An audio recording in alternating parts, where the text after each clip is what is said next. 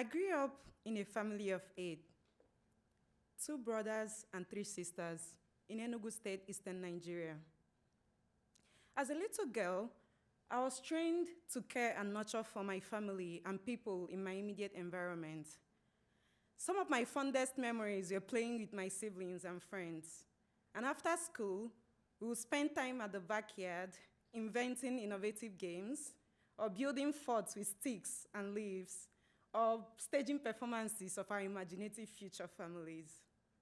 In that family, I always played the role of a mom, cooking, cleaning, and taking care of my baby doll. It was a perfect time when joy and laughter filled our home. Our home was a 3-bedroom house, and around it is surrounded by knee-high marsh grasses. The earth smelled like marsh, a scent that occasionally mixed with the breeze that came from the nearby stream of water.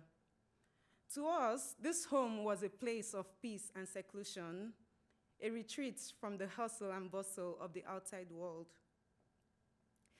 When I was 14, my dad was expected to retire from civil service due to his age, and his pension was negligible. On top of that, he didn't quite start receiving his pension until a year later. And my mom's income as a civil servant was not sufficient to sustain our family. So in order to supplement her income, she converted some of the piece of land around our house into a farm where she planted corn, cassava, and cowpea. This farming required a tremendous amount of work. Grow fertilizer application, weeding, spraying against insect and pests, and watering during the dry season. So my mom would go to work in the morning and then come back in the evening to start her day over again as a farmer. My siblings and I would go to school in the morning, then come back in the evening to help my mom out in the farm. We hated this work so much. We were kids. All we wanted to do was to play with our friends. Instead, we had to work under the scorching sun, weeding until our backs hurt and our waist ached so much. We could not afford high-level equipment for this process, so we did this back-breaking work by hand. But we were smart and resourceful kids, so all were not sad and gloomy. As kids, we would always find something to play with in the farm when helping out in the field. My siblings and I would throw dirty earthworm at each other and argue about who is going to take the biggest ear of the corn during harvest. I think that this drove my mom crazy sometimes, that she would yell at us saying, "Ụmụaka, kwụsị egwuregwu ahụ." What this meant is, you children, take your work seriously. My youngest sister, Oluchi, would say, "Mommy, you're such a workaholic." We would all laugh at that. But now, I see that my mom worked so hard. The reason why she worked so hard and cared for her farm so much is because we needed our farm. We needed our farm to eat. And without her tireless work and efforts, we would have gone to bed hungry most nights. My experience was less difficult than most of other people in my country, Nigeria. 70% of our population are smallholder farmers, which means that they depend on their farm not only for their livelihood, but also to feed their families. If anything goes wrong, they don't eat. This is why 1 out of every 4 Nigerian child goes to bed hungry every single night. 1 out of every 4. This is untenable. And the worst part is that technology actually exists to help the situation of these smallholder farmers, but these poor farmers cannot access it. In America, you have a crop called the black-eyed peas.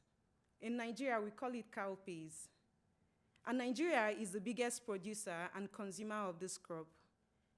Yet, despite being the biggest producer of this crop, we still have to import cowpea from neighboring countries because our population of over 200 million people consumes more cowpea than we produce.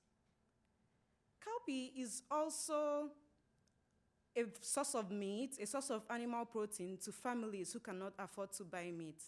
And that is why it's commonly called the meat of the poor. As an aside, I didn't like cowpea growing up. But my dad loves it, and he knows that it's good for us. So in order to get us to eat cowpea, he would tell us all these scary stories of people who are short, and the reason that they are short is because they didn't eat cowpea as kids. So just as kids in America are being told to eat your spinach so you can grow strong, kids in Nigeria are told to eat their cowpea so they can grow tall. Unfortunately, this important staple suffers a lot of devastation from a pernicious insect called the maruca. 80% of the cowpea grown by every farmer in Nigeria dies in the hands of this maruca. 80%.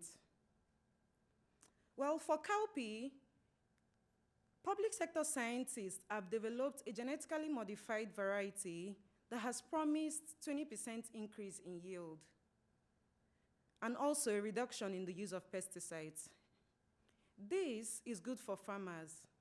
It is good for the environment, and is good for the economy of Nigeria at large. But sadly, most smallholder farmers cannot still access this technology because of fear of the unknown, misinformation, and so many arguments against agricultural biotechnology. I knew that I needed to do something about this. So in 2012, I graduated from university, and a year later, I joined this organization that promotes access to innovation for smallholder farmers. We would conduct some sensitization events, do public outreaches, do radio programs, media, TV programs, all those kind of things. So there was this time during a public hearing event that we organized around the maruca-resistant cowpea, where I met this man, who is an architect, an environmentalist, and an anti-GMO activist. And we started talking about what we did for a living, and towards the end of our conversation, he asked me to come closer so that he could tell me a secret. This man whispered into my ear saying, "I think agricultural biotechnology might be relevant for farmers, but," and I quote, "spreading misinformation about this is how I get paid to feed my family. Maybe if you provide a role for me in your organization, maybe I'll join your team," he continued. I remember feeling so frustrated and angry and sad over hearing this man's perspective about a technology that could literally change the livelihood of farmers. This man has made it his life's work to make sure that people are misinformed about a technology that could actually impact people's life. At that point, I lost hope. I thought that there was nothing I could do. There was nothing I could do to help this. No matter the amount of work we did to improve access to information for people who don't have this, a lot of people are being paid to promote misinformation on this technology. When I moved to the US, I got the opportunity to tour Eastern North Carolina farms through the Genetic Engineering and Society Ag Biofuels Fellowship course. During that time, we visited a couple of farmers who are growing different varieties of genetically modified crops, including BT corn. And I remember feeling so amazed at how much technologies these farmers have access to, and also, machineries that they are using, and how research is actively evolving to solve the current agricultural challenges that they face. I think at that point, I felt a little bit of new feeling of hope and optimism. Standing on that BT corn field in Armstrong Farm in Hyde County that Tuesday morning, I felt so hopeful and alive again. At that moment, I imagined my mom and my siblings still in our farm, weeding, but instead of weeding with a blunt end cutlass, we are probably in our cute little tractor, probably with my siblings and I still playing with each other, and my mom still yelling at us to focus on our work. Touring the BT corn farm really gave me a feeling of hope and excitement. Hope that agricultural biotechnology could contribute to improving the food security situation of people in the developing countries. Hope that smallholder farmers like my mom could one day access this tool to improve their farming practices and also their livelihood.